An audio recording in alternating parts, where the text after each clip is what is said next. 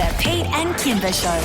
Good morning. Hello, welcome to the show. Great to have you along for a Tuesday. Hello, Kimber. Good morning. We are the show bringing love to your radios, we are, with Instant Couple, trying to bring two strangers together to make them fall in love by Valentine's Day. We have chosen Kira and Jack from the many applications that came in looking to find love because we've only got a couple of weeks to do it. Yes, 11 we do. days to make a couple of people fall in love. No, it's moving very fast. That has happened before. Yeah. We have got people who go, yep, went on 2 dates, knew that it was the one, let's go. 100%. Yeah. So we're hoping to get these two together and you're going to hear more about them and what they have in common and all that kind of stuff today on the show. You know, it was really funny.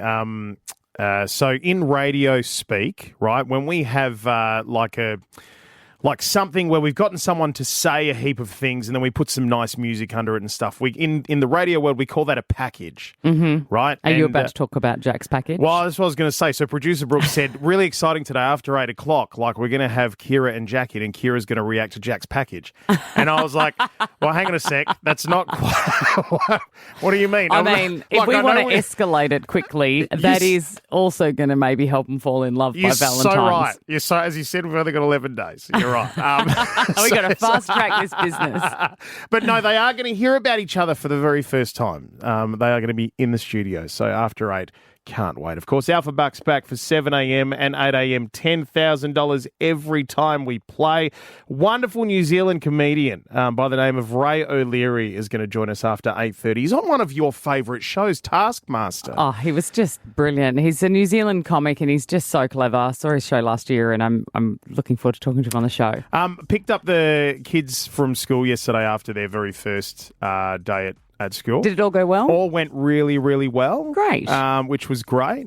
But as I walked through the school, because it was such a hot day, Zupa Dupas everywhere. Absolutely every day. I actually think, given how hot it was and how hot it is going to be this week and stuff, and the air conditioning broke at Miller and Ollie's school did it? for a little bit as well. Oh, So bummer. they ran them out. I think we're single-handedly holding up the country's Zupa Duper consumption Yeah, in this okay. state right now. Last year, 426,000 Zupa Dupers across the country. That's a lot, isn't it? It's a lot of Zupa Dupers. I 'Cause must I admit, guess- though, I can knock over a couple in a sitting. Not a problem. I've sort of avoided the food thing. When I cool off, I've got one of those dog cooling collars. As you're wearing it. You just sometimes throw it around the neck.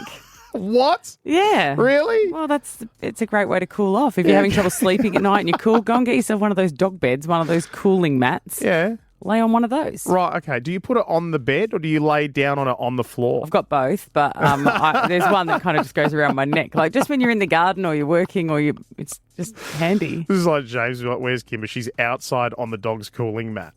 Right. With the dog collar on. It was hot last night. Yeah. Around Look, Perth. it's just been warm. But they have released the national figures for school lunches, and the chicken nugget, the mighty chicken nugget, still reigns supreme, with Australian school children eating their way through 3.77 million orders, an average of 12,000 per school day during 2025. Over 3 million Over nuggets? 3 million orders, yeah. Don't they Well, get orders. So it wouldn't even be over 3 million nuggets. Like you'd probably get 3 to 6 nuggets in an order, right? I think the kids when they it's order gotta theirs, be they get 6. half a dozen. If you're getting less than 6 nuggets, you're not really eating anything, are you? Shrinkflation sucks these days. 3 No, you're right. nuggets. So there's probably got to be, 12 million nuggets getting around the country on average last year. Pizza was the second most popular canteen choice. And then there was sushi after that. Now we're Sushi talking. jumped into number 3. When I went back a few years ago to St. Norbert's to go and visit, I saw they had one of the most amazing sushi cabinets. I was like, where was this when I was here? Where was that when I was teaching there? Actually, that's a good point. That's, for those of you listening, that's where Kimber and I first met. You make it sound like I'm 100 and that I was 100. teaching you. That is not the case. You're like, You had already left the school by the time you met me. Yeah. But like 60 or something. I wish I had sushi at school. We never had that. When we had like a rec centre next to our school, so when you got to year 12, you were allowed to go and have lunch in the rec centre. which Oh, meant right. that it was hot chips galore. Hot chips in the rec centre. But before that, I think that most of my lunches, if I bought anything from the canteen, we got half a buttered roll and a packet of S&Vs. What's an S&V? Just salt and vinegar chips. Right. We just got a pack of Half a chips and buttered half roll? a buttered roll, and you make a little chip buddy, and that was lunch. That is the most 4% Viking white bread thing I've I know. ever heard in my and entire I'm still life. here to tell the tale. I was, for us, so I'm a little bit mind blown to not see lasagnas on there. Lasagnas were. You did not have lasagna we at your school had canteen. lasagnas at the school canteen. This was at St. Joseph's Was in this Queen's something Park. your mum was doing? Was your mum just dropping off She lasagnas at was the out. school and then No. dividing them up? It was. They came in these little square alfoil trays with like a white cardboard thing across the top, and you'd peel back the Lasagna. white cardboard, and you had this, and it was the most plasticky thing you could taste ever. But the thing is, I think it Mate, was. plasticky. I was eating half a buttered roll I and know a you packet were. of chips. Well, you understand? But you are speaking to the guy. So this is the thing. We had Italians and Greeks at our school when I was growing up. So I don't know if it was like a culturally appropriative thing. They kind of went like, "Hey, they're all wogs. Serve them lasagna." And I was at times. If I took food from home, I'd get a Vegemite sandwich and I'd look over and you'd open up, there'd be a lunchbox full of Dolmades. like everybody's. I had Italian. This was in year 3. I had Italian sausage. I know it sounds cliche. I had Italian sausage, and I had. I would lift up my sandwich, and the olive oil from the pickled veggies that Mum had stuffed into my sandwich would be dripping out. Like by lunchtime, the thing would be soaked. It was.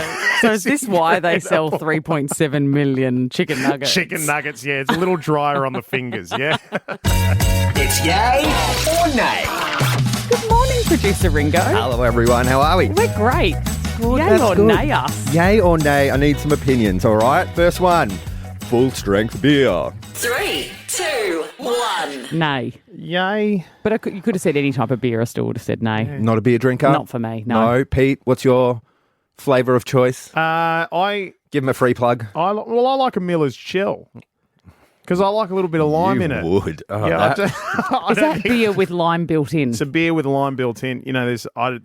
I even saying it out loud. I don't know what it is, but I feel weird saying it because it's got the lime built You can into drink it. whatever you like. Well, I'm a cocktails sort of guy. you want I to tell like me a- about I all the like cruises you had on the weekend? I'm okay with it. Stolichnia Lemon Ruski. Hit the Ruskies. The Ruskies and the UDLs. Do they make them anymore? They sure do. They do. They Really definitely do. they? They're making a comeback. The They kids are loving a little are Alco Pop these The days. most carbonated drink I've ever had in my life. Yeah. Could be worse. You could be drinking Miller's Chill. Oh, What? don't be like Get the that. man a light beer shandy. Now Oh, I bring. I do like a shandy. Oh, Nana, please with stand my down. nan, yeah. Stand Nothing down. wrong with that. Oh, shandy. A shandy and a pack of tiny teddies. Now, Optus Stadium has declared that we are allowed full-strength beer at the footy again this year. Did Get we excited. earn our place as people who can behave themselves in a crowd? We're still not allowed to drink out of glass. They must be out of a plastic, now reusable cup. We haven't earned the right for glass, but Well, we have earned the right. That's because they're afraid of people making those cup snakes out of glass tumblers. I don't like these plastic cups. Why? I don't because they say they're reusable like 500 times. Tell me anyone who's reusing that cup. Well, you're not taking a cup You're home not from taking Optus it. Stadium. Well, if you take it home with you, it's going to sit in the cupboard and it'll end up being something you use as a vessel once or twice. And it's going to go in the bin. No one's going to keep them and use them 500 Well, times. They're look- just going to be landfill. No, That- the venue's going to reuse them. Like, they wash them and reuse them at the footy. Like, RAC Arena do it. It's amazing. And if you take your plastic cup back, they give you $1 off your next beer. Well, see, now All that's right, system what do you works. work for the plastic cup company? Have you got shares in plastic cups? I'm part of Big Plastic. This is where we find out that Ringo washes his Glad wrap after he uses it and hangs it on the line. I don't mind a little reuse of the alfoil every now and again, you know? Environmentally friendly. All right, next one. The second verse of the national anthem. 3, 2, 1. Yay. Yay. You know it? You love Yep. it? No, I don't think know I know it. Do you know it? Beneath our radiant Southern Cross, we'll toil with hearts and hands to make this great wide land of ours renowned for all the lands, for those who've come across the seas with boundless plains to share. Look at the vein popping in her Ah, forehead. those see who've come the across clogs the moving. seas with boundless plains to share. something Advance Australia Fair. That last line's gone. I believe it's we will have full strength beer and drink without a care. I think that's isn't that what will... Something along those lines. Well, a new mandate in the Northern Territory is making all school students required to sing Advance Australia Fair, including the second verse, at all school assemblies and special events. Okay. Now, I That's have some until you audio. hear a group of kids singing it. That's so true. And then you're like, let's just cut the first one in half, Well, shall let's we? test her knowledge. All right. Beneath our radiant Southern Cross. we'll toil with hearts and hands Sing along if you I know got the that words. right. Yeah. to make this Oh, Commonwealth of ours. Commonwealth. renowned for All the land. Okay, you got that. For those who come across the seas with boundless plains to share. Bring it home. with courage. Oh, little lost. Even she didn't know it very well. Let's face it. She wasn't confident with it. That's dummy him. Trains then. With courage, let us all combine. I'm not going to do it. Bring it home. People around WA standing up right now in their seats. Truly beautiful. One hand over the heart. Yeah. Okay. I'm so glad I learned that in primary school. I'm like, finally I got to use it. Kimber watched a thing. There are so many things across all of these digital media channels these days. You can spend endless hours trying to find something and never actually watch anything. And that's why we have Kimber's Watched a Thing to tell us what we should be watching. Well, I thought this one might be right in the middle of pop culture for a lot of people. It's on Netflix and it's Take That. Take That, as in the band? The band. Now, it is the story of the glory days of boy band Take That, their incredible rise to fame and their terrible fallout that led to years of rivalry and drama. Perhaps you'd like to introduce yourself to the nation. I'm Robbie. I'm Gary. I'm Matt. I'm Owen. I'm Jason. And we are Take Take That was about 5 people. We bounded into being pop stars in the 90s. It really was looking. They're the best band that ever lived. And I didn't expect any of it. It's mega. The more successful we became, the bigger the audience is. But it was also the beginning of the end for us as a band. We're a business now. Money-making machine for a lot of people. Turn that off. You put me off. Well, if you're going to go now then. Robbie Williams has quit. I was always the talented member of the band. Tell you what, it's pretty interesting. The doco is commentated by Gary Barlow, Mark Owen and Howard Donald. No Robbie? Well, it appears that they have used archived audio from Robbie Williams and Jason Orange. Right. So You think Robbie's still upset? He's No, because they Have they sorted it yeah, out? yeah, Okay. they've reunited and sorted it all out. But it's interesting to hear the documentary because the boys they're commentating in the background, but you never know who is who. They don't how most docos they cut to the new version, the current version of them. They're sitting in a chair in a big room going, "Oh, this was my experience." You never see anything but old footage. Right. You don't see anything contemporary with them. So it's just, you don't know who's speaking most of the It's all time. just voiceovers. Yeah, but I didn't know much about the beginning of the group. So it's really interesting to see them form and the amazingly dated performances at gay clubs where they're just wrapped in lycra and leather. At gay clubs? Yeah, Is that because where they started out? Yeah, because the guy who was putting them together was like, hey, this is going to be how you learn your craft and how you learn your form. And they're farming them out to gay nightclubs and to schools. They're sending them out to high schools, just making them perform in the middle of the day. That is like night and day. And there's all these kids just sitting there going, why are we watching these dudes on stage? It was like such a strange performance. Could you imagine every sort of, like every school stage you've ever been to? Yes. Like just them doing those boy band dances, stomping on those wooden floorboards? Exactly. Right. Like everyone they don't know what's happening. It was really interesting, but it doesn't take long for the wheels to fall off. And they document, of course, Robbie Williams' departure from the band and the public slander that followed. But what's interesting about it too is the doco ignores some pretty big moments of Take That, which we know was massive tax evasion, marital affairs, stints in rehab. They don't touch any of that.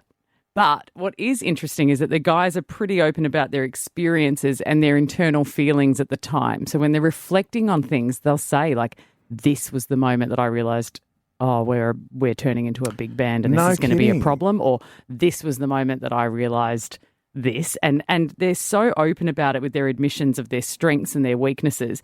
Jason says out to everybody that he was hired to dance and they asked him just not to sing most of the time. Wow, that'd be so hard for him. They were like, just get up there and dance. Yeah. Don't sing. So it's not that he was miming, but they just did everything in their power to just not have him singing. Yeah, right. It's a really interesting doco. I'm not necessarily a big Take That fan. I don't know. I didn't grow up on their music. There's a lot of Gary Barlow fans that listen to this show, though, Yeah. and massive Take That fans. So, yeah. And you really see that internal struggle between Gary Barlow and what was going on and Robbie trying to form his new solo career. I genuinely found it interesting. It is packed into a nice little 3-part doco. It is on Netflix right now and it's called Take That. Are you all right there with your... The producers have told me that I had to put a blindfold on halfway through that song. So I've just been sitting here blindfolded with my headphones on and I don't know what's going on. Okay, well, we're going to get into what's trending. We're sifting through the media haze to tell you what's trending. And producer Brooke is in here, and we thought, considering this will be about the Grammys, It will be about the Grammys, yes. We want to really get you into the mood for the Grammys. Okay. All right? So I'm just going to come over. Oh, no. I'm going to come around to you, and you'll have a moment where I you can can take only that imagine what I'm about to witness. Is Pete dressed in a Grammys outfit? I cannot confirm, nor did I. Oh, but no. I will say, Please tell me he's dressed like Chappel Roan. Look to your left and remove your blindfold. Okay. What I've seen too much of you. Welcome to the Grammys. Wow. You are dressed like Chappel Roan. Do you That's like it? Do you like it? I think I got the colour right. This is beautiful. Pete has fashioned nipple piercings and some beautiful red material hanging off his nipples, just like Chappel Roan was, which is, it's a lot, isn't it? I can say it is already up on our Instagram. So if you want to see this beautiful number, are you going to? No, and wait, Kimber? is this gaffer tape like that's going to tear off your nipples? It's on my nipples and my hair. Oh, It's the one it thing looks. I'm really- That is going to hurt. I can see when you pull that off. I'm nervous. I'm actually really nervous about taking it off. You look beautiful, but also you've made me realise how easy it is to dress for a major event like the Grammys. Oh, wow. That's a lot. Do you know what? It almost looks more saucy from the back. It is backless. That's gorgeous. What Thank a lovely surprise. And- I think everyone should go and experience that. Now that we've brought the Grammys to you, producer Brooke, let's yes. go. Look, as I said, please so go underdressed. check out that outfit. It is on our Instagram, Pete Kimber. So it's worth a look. It's Now worth that a I've look. put some of the dress down and I've let it go, the weight of the material is actually pulling On the, your nipples. on the gaffer That tape. might be how it felt for her. Yeah, it would have absolutely. And look, it was the most controversial outfit of the event. So, It you know, looked more good on like her a for making meta ball splash. outfit Yeah. than the Grammys, didn't it? Yeah, I thought she looked great. So give her some props on that one. But look, history was made in LA at the Grammys. Bad Bunny won Album of the Year. What was that album called again, Pete? Taco. Great. It is actually the first Spanish language album to ever win top prize. So amazing. Kimber, your mate Harry Styles presented the award. Yep. He actually skipped the red carpet, but looked very dapper in a shirtless blazer and jeans. Why would he skip the red carpet? Like, he has so much swagger. Yeah. And like, I would love to have seen him walking down there. He looked he was jeans and a shirtless blazer. He looked very demure. But look, he is coming to Australia, that huge announcement, and we do have tickets. I know more than you both do. But we have an amazing package that we would use. Are you okay over there, Pete? The thing's weighing down and it's really starting to hurt. Lift your material up and hang it over the desk. No, that's a great point. Well, yeah, Harry Styles tickets, so stay tuned. because we'll tell you more he's tomorrow. only doing Sydney and Melbourne, which Yes. initially we dogged him for, but he's only doing 8 cities around the world. yeah. So it's wonderful that we're being considered. Yeah, and look, we'll get you there, so don't you worry about that. Just keep listening. But look, we do need to talk about Cher. It was a Fun What moment. happened? I'm not across it. Okay, so she was being honoured for her Lifetime Achievement Award. So valid. Love her. But she came back on and announced the winner of Record of the Year. So first there was a little bit of confusion about how she was going to find out the winner. She was expecting it to be on the teleprompter, so she just stared blankly into the screen for an uncomfortable amount of time. But it was actually in the envelope in her hand. And then she announced the wrong name for the winner. Look, we will When has unpack it ever it. been on the teleprompter? Like every award ceremony we've ever had, it's in an envelope. Yeah, she all was the time. quick to blame someone else. But look, we'll unpack it. Let's have a listen to the audio. And the Grammy goes to... Oh! They told me it was going to be on the prompter. Oh, the Grammy goes to Luther Vandross. Oh, Kendrick Lamar. Well, okay, so let's unpack. I don't want to Luther say this is what happens when a 79-year-old woman presents an I award. was like, now all the people who are saying she's ageless, now we actually know. Now Oh, we she's know. pretty epic, isn't she? She But- is but- incredible. wow. You've seen All her right. in the Uber ads? She's amazing. So Luther Vandross passed away in 2005. So that's who she's thinking of. And the reason she said that is because the card that she read said Kendrick Lamar with scissor, Luther, which is the name of the record, the name of the song. So she's obviously not brought her speckies. She's just seen Luther. She's thrown that out. But look, SZA has come out and said, None of this makes sense. It's all right. It's okay. It's just Nan being Nan. Don't worry about it. they've come out in her defence, you know. He's on the album, so they actually used a sample of Luther Vandross on the record. So everyone stood up. If you watch the video, everyone stood up. The big picture of Kendrick Lamar and SZA came up on the board It's behind fun. them. Everyone knew who'd won. Like it was You could tell that was they're just screaming no matter what. It was, it's Luther. Yeah, share. People we love stood. you. I was like, why are you standing? She said the wrong name, but then you could see the big picture of them came up behind Cher. So Yeah. they knew. Oh, bless her. Bless her. She had a good go. I will say as well, Kendrick Lamar did, Jay-Z's record is done. He's now beating Jay-Z for the most Grammy wins of a rapper. So we don't talk about Jay-Z anymore. No, we have to move on from that. Hey, we want to get somebody over to the Australian Idol grand finale, right? We got a trip to get you over there, cash to win as well. Send you to Sydney and up to $1,000 cash you can take out just by doing a little sing-song on That's our right. show. You would have seen last night us pop on the telly. Tina Turner's The Best is the song that you have to sing. 13 10 60. Call us now. We'll play after this. It's Pete and Kimber's Instant Couple. We are back for our latest year, our latest try at hooking up two strangers and making them fall in love by Valentine's Day. We are not giving up on love. We've done this for the last couple of years. We haven't had the success that we've wanted yet, but we've always created great chemistry. We have right off the get-go. Yeah, we know what we're doing to create chemistry. The rest is up to them. Okay. Now, it just so happens that it's come to the time where we've heard a little bit about them. It's time to get to know them more and really take this to the next level. That's why we welcome Kira to the studio. Hi, it's so lovely to have you here in person. Hello, it's lovely to meet you as well. Thank you so much for having me. How are you feeling now? This is all becoming quite real, and in a matter of days, you'll be meeting a new man. I'm excited. I'm thrilled, actually. I was terrified, but I think it's fun. You know, life's too short to not have fun, so I'm excited. Right. Okay. Do people know it's you? Have friends reached out? What are they saying to you? What's the go? Yeah, my phone has been going off since like Instagram messages, text messages, being like, is this you? Like, probably married to 2 cats. I was like, I don't want to talk about it. Like, it's my new law. Like, don't want to talk about it.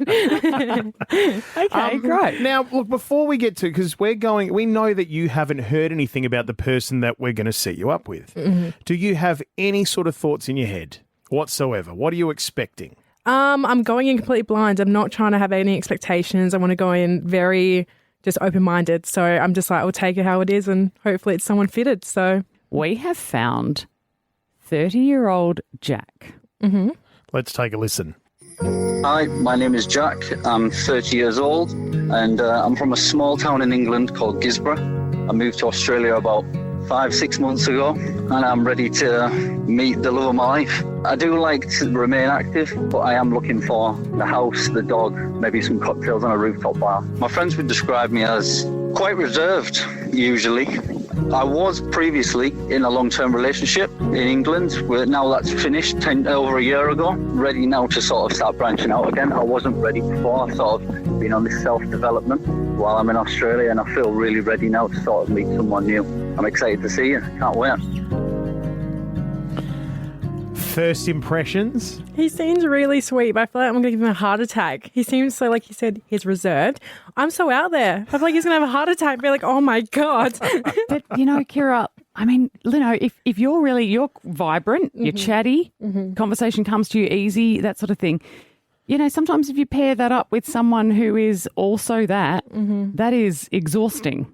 Yeah, exactly. Yeah. Mm-hmm. Right? Like this is a yin and yang thing. So he might have described himself as reserved, but I don't know that you need to worry about that. But what are your other impressions? What did you think? He has a really nice voice. I'll give him that. He sounds very handsome. But yeah, he sounds like he's ready to settle down, which is what I also want. Do have 2 cats though, so if we do get a dog, it needs to be like a good household. So, but I'm down for the dog in the house as well. So, yeah. Are we cool with the fact? So he's 30. Are we cool with the age? And his name is Jack. Anything that comes to mind when you hear the word Jack? Jack's J names. Awful, but I'll give him benefit of the doubt. But in saying that, I need to explore older. Clearly, I've done babysitting. Like, I need to find an older man. So, yeah, I'm open to it. Okay. Okay. I saw you smile when you heard him say, you know, the house, the dog, cocktails on a rooftop bar. Like the idea of those sorts of things. Yeah, 100%. Like I said, I'm so used to dating younger men or men that have on the hinge, open to long term or like short term, but then 2 dates in, they're like, oh, I'm actually not ready for anything. So like, it's nice to hear someone verbally say it as well. So it's like reassuring. And he mentioned that he likes staying active. You are also an active person. Yeah, 100%. Yeah.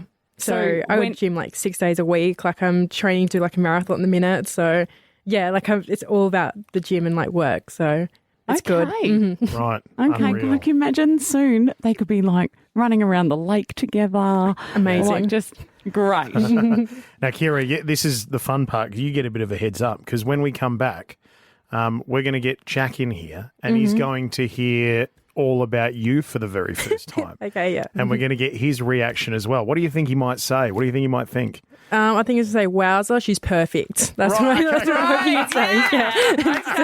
That's what I'm hoping he'd say. This is what we want. Great attitude. Love it. Okay, beautiful. Thank you, Kira. That's okay. And Jack's in next. Hi, Jack. Hello, everyone. Thank you for coming in. Can I It's just a pleasure. You've come prepared. You smell delightful.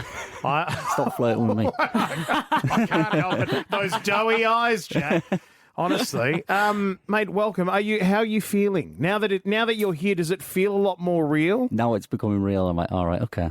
So I'm ready to hear a voice, maybe see her. That'll be amazing. So I'm ready. I mean, we will, in true Pete and Kimber style, drag it out. Yeah. So, we'll do things like throw blindfolds on you. You won't get a chance to see her for a while. It's all of that kind of stuff. But, we're excited and we want you to kind of have that little build up. This would be like any kind of blind date you go on. It's dating in the dark, isn't it? So. It is. We've heard that if you had your time over again with the package that we played to it, there's some of the stuff that you told us and stuff, there might have been a couple of extra bits and pieces in there. What might those have been? Well, I didn't even say what I did and what I was doing in England. I've studied, I've got my 2 degrees in forensics. So I was You have degrees in forensics? Yeah, so I did my undergrad in crime scene science and then I did my master's in crime intelligence. So I did that for a bit. I worked. So you're a very smart man too.